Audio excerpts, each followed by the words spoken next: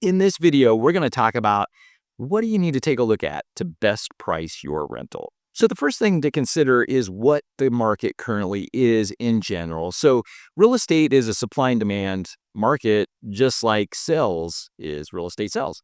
So you see the different ways the market can be churning there. Supply is down, demand is up, then the value is going up. Now you've noticed in this graphic, I actually said value, not price. And I'm going to explain in just a moment the difference between the two, because that's really important to understand. So value.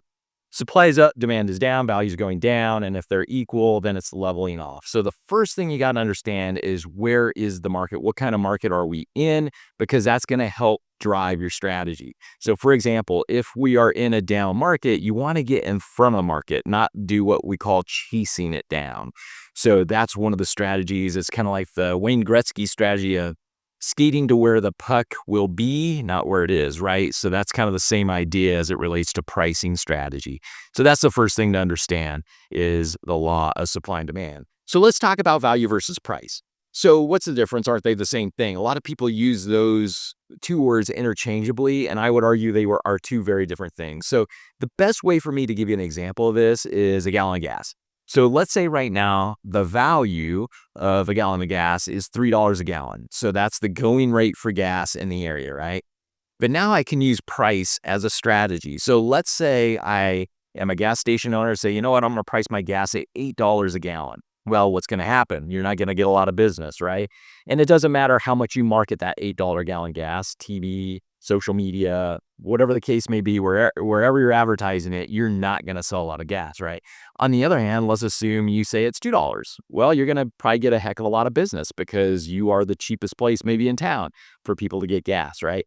So that is the difference between value and price. Value is what it's actually worth. Price is really a marketing strategy depending on what you're trying to do. So then let's talk a little bit about establishing the rental rate. There are some things you can control and some things you can't control. So let's talk about those. So first of all, let's take a look at the things you can control.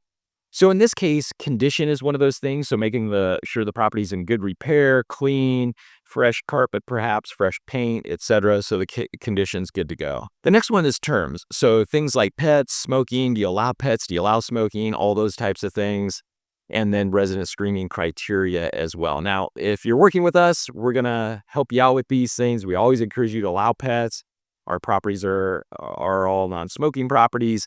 And then we're going to set the resident screening criteria too, based on our many years of experience. And so that those will be set for you too. But the next thing that you're going to actually be able to control is price. And that's the biggest lever we have. Assuming everything else is set, that's the lever we're going to have to use the most. And marketing. We're going to control that too, but my argument is, just as I gave you the example for gas, is pricing is 95% of the marketing. So again, if we're not priced right, it doesn't matter about the photos, about anything else with the property, it's not going to run. So the things that no one can control are things like the property location. It is where it is, right? The rental market, interest rates, the economy itself, and then the competition. You know, what other rentals are available at this time? We can't control that. And then let's talk about some things that just don't matter. Sometimes a lot of people get caught up in this, but it just doesn't matter. You know, how much you paid for the property, what your mortgage payment is, the fact that you want more money, right?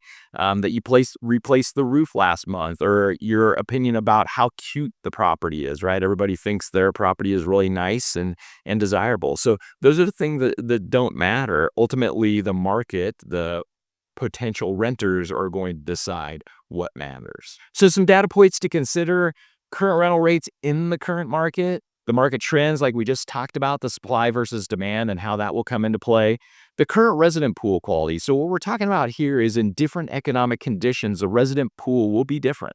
So for example, in the 2008 timeframe, nobody had any money and everybody's credit was terrible, right? So we had to adjust the rental criteria accordingly. Otherwise, we would have never rented a property.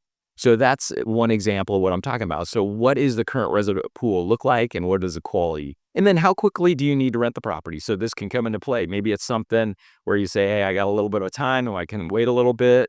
I'd never recommend that. Versus somebody's like, hey, I just got to get this rented right away and get some cash flow coming in. So let's talk a little bit about where to find the data. So one of the ways to find data is just to search on all the free sites, right? Zillow, Trulia, HotPads, Apartments.com, all that type of stuff. And you're looking for similar properties. So maybe you're doing a radius search, something like that, just to see what's currently available in the area. Or maybe you're looking at publicly available MLS data. So in this case, for example, if you Google Tucson MLS statistics, you will go to a link that will actually show you market data. Now, this isn't going to be property specific, but it'll be market data on what's happening in the current market. So that's another place to look too, so you can start to get an idea what that should be. And then there are also paid services. So Rent Range, Rent Finder, Rentometer, these types of services are actually going to be something that you're going to have to pay for. Now, if you're a current client with us, we're going to take care of this. You don't need to worry about any of this stuff. But if you're a self-managing landlord, these are just some different ideas of where you can actually go find that information. So how do you determine the best rental price for your property? Well, it's going to depend on, again, some different things. What is your situation? What are the current market trends? What are current properties going for? But in general, as a general rule of thumb, especially in a down market, I would recommend being below market rates, and because you want to rent sooner rather than later. And so in down markets, especially, vacancy is actually your worst enemy. That's the thing you want to avoid at all costs if you can. So that's something to be aware of. But also, again, a lot of different factors can come into play depending on your particular situation. But in general, I always recommend being on the low end of whatever the current rates are in the market. I hope this has been helpful for you. If you found this video helpful, subscribe below for more landlord tips like this.